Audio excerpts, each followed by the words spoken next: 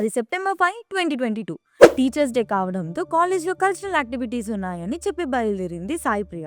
రోజు ఉదయం ఎప్పట్లాగే చెప్పి వెళ్ళిన అమ్మాయి చీకటైనా ఇంటికి రాకపోవడంతో పేరెంట్స్ భయపడిపోయి ఆమె ఫోన్కి కాల్ చేశారు.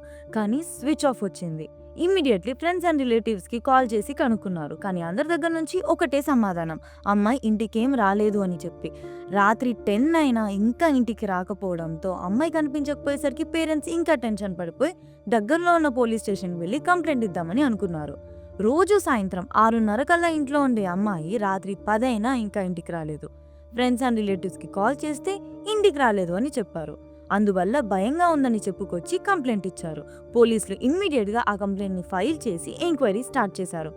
ఎవరిపైనైనా ఏమైనా అనుమానం ఉందా అని ఆ అమ్మాయి వాళ్ళ తండ్రిని అడుగుతుండగా ఆయనకి ఒక మెసేజ్ అయితే వచ్చింది. ఆ మెసేజ్ చూడగానే ఆయన కాళ్ళ కింద భూమి కంపించినట్లుగా అయింది. అసలు ఆ మెసేజ్లో ఏముంది, ఇంతకీ సాయిప్రియ ఎక్కడున్నట్లు, ఈ వివరాలన్నీ ఈ వీడియోలో చూసేద్దాం.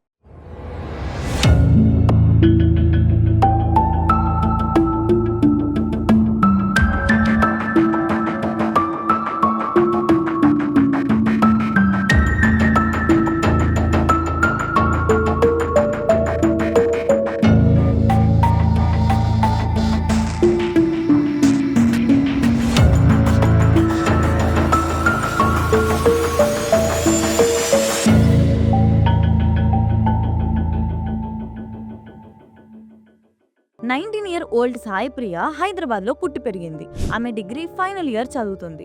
చదువు తప్ప వేరే ధ్యాసే లేని సాయిప్రియ ప్రతిరోజు కాలేజ్కి క్రమం తప్పకుండా వెళ్ళేది. అండ్ తనకున్నది ఒకే ఒక లక్ష్యం, పై చదువుల కోసం అమెరికా వెళ్ళాలి. ఇలా అంతా సవ్యంగా జరుగుతున్న టైంలో సెప్టెంబర్ 5, 2022న టీచర్స్ డే కావడంతో కాలేజ్లో కల్చరల్ యాక్టివిటీస్ ఉన్నాయని చెప్పి ఎప్పట్లాగే ఉదయాన్నే ఇంట్లో చెప్పి వెళ్ళింది. ఈవినింగ్ అయినా రాకపోయేసరికి పేరెంట్స్ కంగారు పడిపోయి ఆమె ఫోన్కి ఫోన్ చేశారు. స్విచ్ ఆఫ్ వచ్చింది. ఫ్రెండ్స్ అండ్ రిలేటివ్స్కి కూడా కాల్ చేసి కనుక్కున్నారు. కానీ ఏ ఉపయోగం లేదు. రాత్రి 10 అయినా ఇంకా ఇంటికి రాకపోవడంతో దగ్గరలో ఉన్న పోలీస్ స్టేషన్కి వెళ్ళి పేరెంట్స్ కంప్లైంట్ చేశారు. పోలీసులు కంప్లైంట్ని ఫైల్ చేసుకొని ఎంక్వైరీ స్టార్ట్ చేశారు. అండ్ ఈ ప్రాసెస్లో సాయిప్రియ వాళ్ళ ఫాదర్ని, మీకు ఎవరిపైన అనుమానం ఉందా అండ్ ఇంతకుముందు అమ్మాయిని ఎవరైనా ఇబ్బంది పెట్టారా అని ప్రశ్నించారు. బట్ అన్నిటికీ వాళ్ళ ఫాదర్ ఎవరిపైన అనుమానం లేదు అని చెప్పారు. ఇమ్మీడియట్గా పోలీసులు ఇన్వెస్టిగేషన్ స్టార్ట్ చేశారు. ఇదే టైంలో సాయిప్రియ వాళ్ళ ఫాదర్కి ఒక మెసేజ్ వచ్చింది. అందులో ఏమని ఉంది అంటే, నేను ఒక అబ్బాయితో వెళ్ళిపోతున్నాను, అతన్నే పెళ్లి చేసుకోవాలనుకుంటున్నాను అని. అసలు ఇలా ఏమీ చెప్పకుండా ఇంట్లో నుండి వెళ్ళిపోయి ఎవరో అబ్బాయిని పెళ్లి చేసుకుంటానని మెసేజ్ రావడం ఏంటి అని వాళ్ళ ఫాదర్కి అనుమానం వచ్చి పోలీసులకి ఇమ్మీడియట్గా ఇన్ఫార్మ్ చేశారు. అండ్ ఈ విషయం చెబుతూ తమకి ఒక వ్యక్తి పైన అనుమానంగా ఉంది అని కూడా చెప్పారు. బేసిక్గా సాయిప్రియ వాళ్ళ ఫాదర్కి శ్రీశైలం అనే ఒక పర్సన్ పైన అనుమానం ఉన్నట్లుగా పోలీసులకి ఇన్ఫార్మ్ చేశారు. 23-year-old శ్రీశైలం వనపర్తి జిల్లాలోని కిల్లార గన్పురం మండలానికి చెందినవాడు. ముందుగా ఎవరిపైన అనుమానం లేదు అని చెప్పారు కదా, ఇప్పుడు సడన్ గా ఈ అబ్బాయి ఎవరు అంటూ పోలీసులు సాయిప్రియ వాళ్ళ ఫాదర్ని అడిగారు.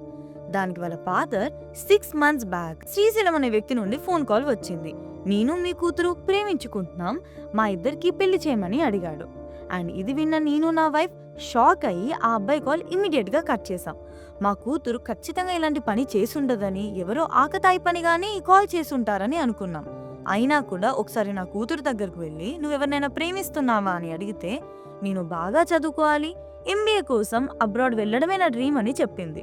నేను ఖచ్చితంగా హైయర్ స్టడీస్ కోసం అబ్రాడ్ పంపిస్తాం తల్లి అని చెప్పి ఆ రూమ్ నుండి బయటికి వచ్చేసాం. నా కూతురు అతన్ని ప్రేమించలేదు, కానీ ప్రేమ ప్రేమ అంటూ నా కూతురు వెనుక పడి ఉండొచ్చు. నేను అతడితో పెళ్లికి ఒప్పుకోలేదు, సో దాంతో నా కూతుర్ని ఏమైనా చేసి ఉండొచ్చు అన్న డౌట్ వచ్చిందని పోలీసులకి సాయిప్రియ వాళ్ళ ఫాదర్ ఇన్ఫార్మ్ చేశారు. ఇది ఫస్ట్ క్లూగా పోలీసులు కన్సిడర్ చేశారు. 6 months బ్యాక్ కాల్ చేసిన శ్రీశైలానికి ఈ కేసుకి ఏమైనా సంబంధం ఉందా అని పోలీసులు ఎంక్వైరీ స్టార్ట్ చేశారు. అతడి ఊరికి వెళ్లి అతడితో మాట్లాడారు. ఏదో తప్పు చేసిన వాడిలా మాటలు తడబడడం పోలీసులు గమనించారు. ఇమ్మీడియట్ గా అతన్ని కస్టడీలోకి తీసుకున్నారు. 6 months బ్యాక్ సాయిప్రియ వాళ్ళ ఫాదర్ కి కాల్ చేసిన విషయం నిజమే, కానీ ఇప్పుడు తనకి ఏం జరిగిందో నాకు తెలీదు. అండ్ ఈ కేసులో నాకు ఎటువంటి ఇన్వాల్వ్మెంట్ లేదు అని పోలీస్ ఎంక్వైరీలో శ్రీశైలం చెప్పాడు. ఎన్నిసార్లు అడిగినా మళ్ళీ మళ్ళీ అదే విషయం చెప్పాడు. కానీ పోలీసులు మాత్రం ఏమాత్రం తగ్గలేదు. తను ఖచ్చితంగా ఏదో విషయాన్ని దాపెడుతున్నారు అని పోలీసులకి బలమైన డౌట్. సో ఇక వాళ్ళ స్టైల్లో ఎంక్వైరీ స్టార్ట్ చేశారు. అప్పుడే ఒక సెన్సేషనల్ న్యూస్ బయటపడింది. సాయిప్రియ ఇక ప్రాణాలతో లేదు అన్న షాకింగ్ న్యూస్ చెప్పాడు. అల్లారు ముద్దుగా పెంచుకున్న కూతురు ఈ లోకాన్ని విడిచి వెళ్ళిపోయిందన్న సంగతి తెలిసిన పేరెంట్స్ తల్లడిల్లిపోయారు. సాయిప్రియాని చంపేసి ఒక వ్యవసాయ భూమిలో గోతి తీసి పాతి పెట్టానని చెప్పాడు. అతడిచ్చిన ఇన్ఫర్మేషన్ ప్రకారం పోలీసులు ఆ ప్లేస్కి వెళ్లి గొయ్యిని తవ్వి సాయిప్రియ డెడ్ బాడీని బయటికి తీశారు. అచేతనంగా పడి ఉన్న తమ కూతుర్ని చూసి పేరెంట్స్ గుండెలు బాదుకొని రోధించారు.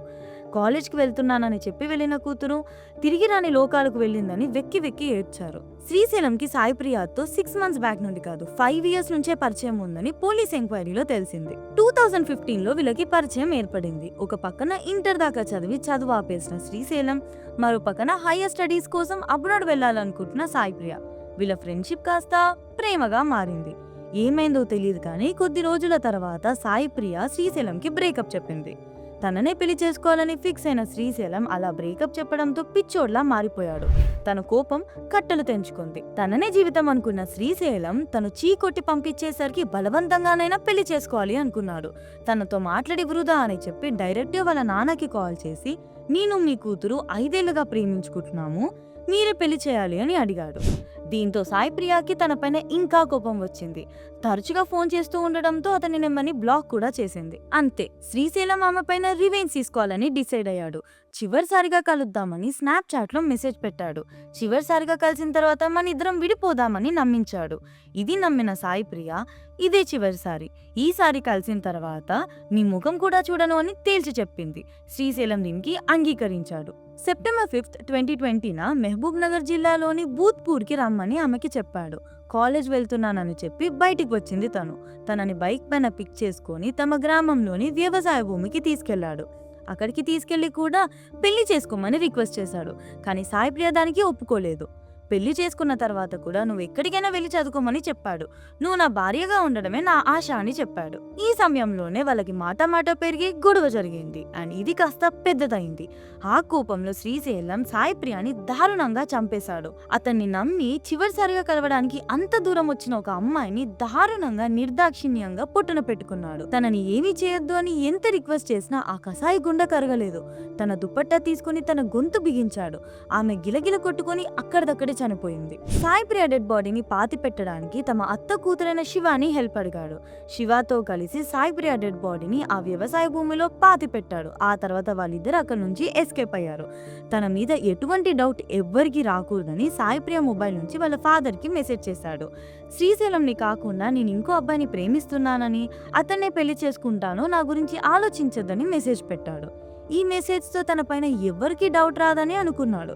కానీ అక్కడే పప్పులో కాలేశాడు. ఆ మెసేజ్తో కూపి లాగడం మొదలుపెట్టిన పోలీసులకు చివరికి దొంకంతా కదిలి నిజం బయటపడింది. 19-year-old సాయిప్రియాకి జరిగిన దారుణమైన యథార్థ సంఘటన ఇది. చదువుకోవాల్సిన వయసులో కొంతమంది అమ్మాయిలు అబ్బాయిలు ఇన్ఫాచ్యుయేషన్ నే ప్రేమ అనుకుని తమ లైఫ్ నే స్పాయిల్ చేసుకుంటున్నారు.